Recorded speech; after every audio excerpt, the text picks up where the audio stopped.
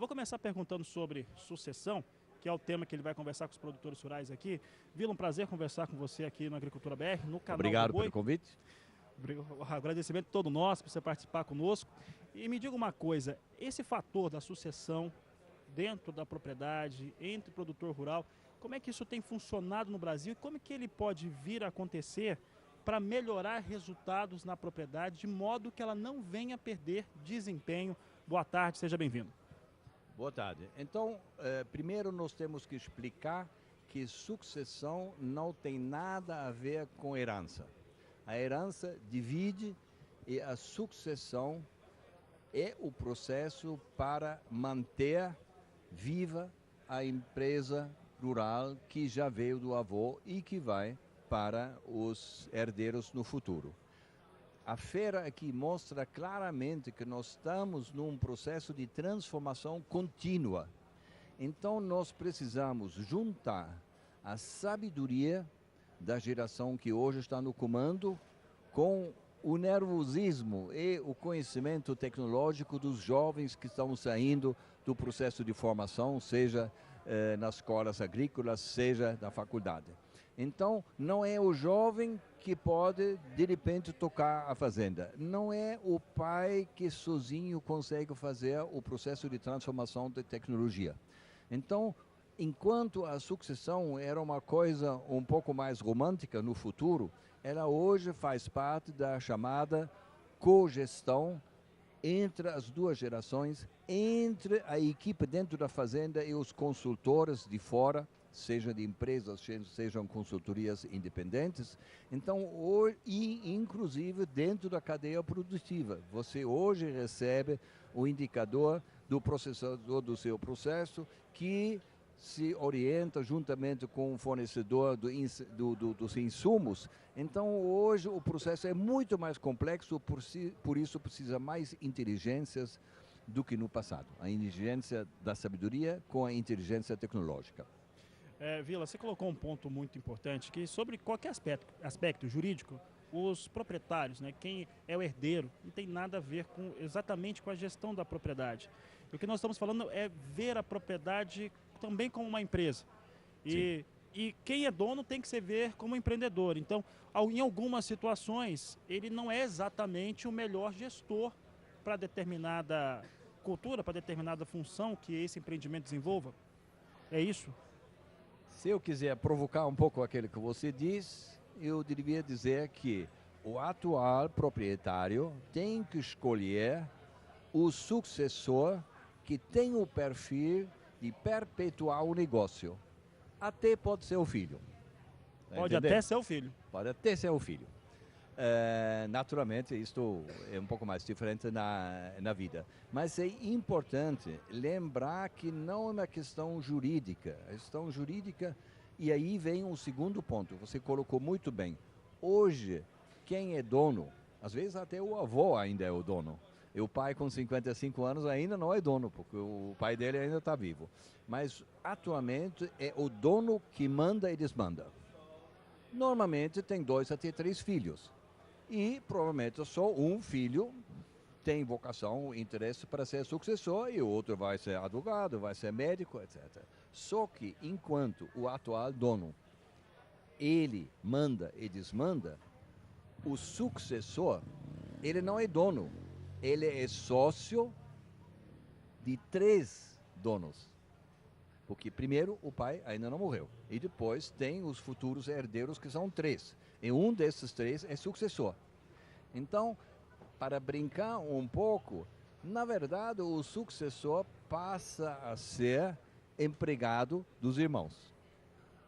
Numa sociedade onde ele tem uma cota e os outros têm uma cota. E os outros podem dizer, não, vamos vender a fazenda porque eu quero comprar um edifício em Campo Grande.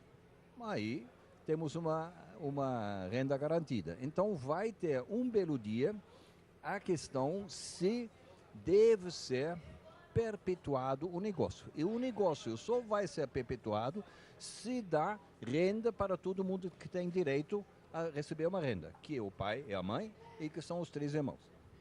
Por isso, você tem que tecnificar, tem que modernizar porque a fazenda não cresce, ela tem o tamanho que ela tem, mas você tem que aumentar a produtividade para ter mais rentabilidade, para ter mais sustento, para sustentar mais pessoas do que tem hoje.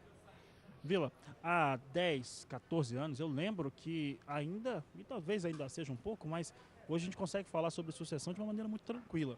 Mas falar de sucessão nesse aspecto de pensar a fazenda como empresa em todos os seus aspectos, em todo o seu teor, era um pouco de tabu.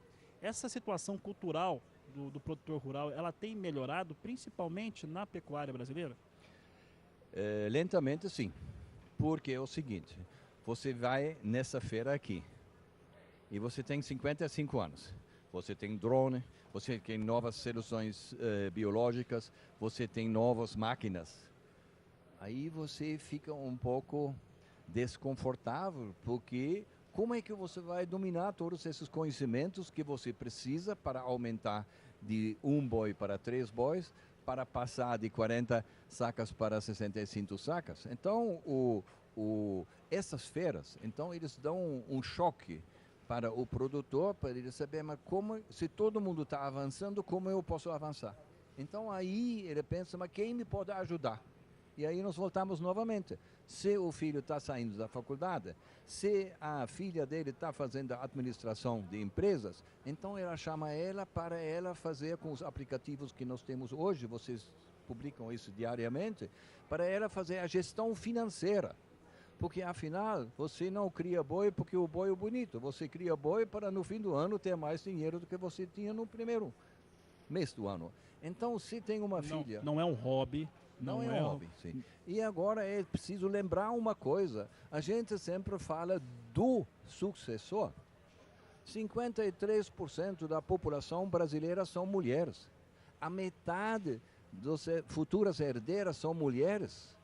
Hoje, uma mulher pode andar de drone. Você tem o trator que anda até 100 pilotos, então é todo automático. Então, de repente, a agricultura de força foi substituída pela agricultura da inteligência.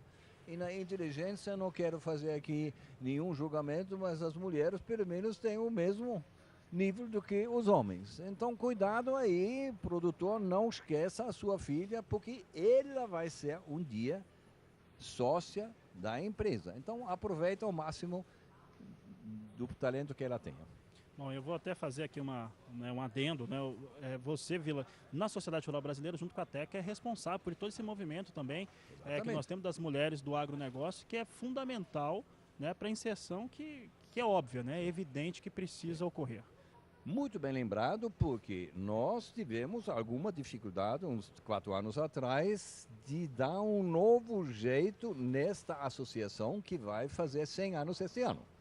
Aí, o antigo presidente, hoje secretário de Agricultura de São Paulo, o Gustavo Junqueira, ele definiu que metade da diretoria tem que ter abaixo de 30 anos. Então o pessoal diz, os moleques de 35 anos, de 25 anos, 27 anos, e todos cresceram imensamente. E na segunda fase foi dito, não, agora vamos tirar o Vila e vamos colocar uma mulher, a TECA. E a TECA está fazendo um trabalho muito melhor do que eu fiz naquela altura. Então, é isto a sucessão. Passar parte da responsabilidade para aquelas pessoas que têm capacidades que nós, já um pouco mais crescidos, não temos. E não esquecer de envolver as mulheres, porque elas vão ser proprietárias legítimas, elas são tão inteligentes, em algumas coisas mais inteligentes quando você começa a criar equipes colaboradores com sistemas de participação no lucro. Então isso, uma mulher tem muito mais jeito de gerenciar os vários perfis de personalidades do que o homem. E, Vila, é interessante você falar disso, dessa atuação na sociedade rural brasileira, quando o presidente tomou essa decisão, que é a ousadia necessária para uma empresa, uma instituição, sim, seguir fazendo o seu papel, né? O que é fundamental que isso ocorra. Nós também estávamos um pouco com o coração batendo, né? Você vai arriscar, mas se você não arrisca, você não vai avançar.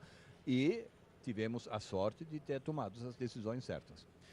Vila, eu não posso receber aqui, deixar de comentar o assunto. Eu vou mudar o assunto aqui, vou mudar, avisar aqui meu pessoal no Caracteres, porque eu quero falar com o Vila, aproveitar que ele está aqui e falar um pouco de essa história de ser sustentável, ser produtor.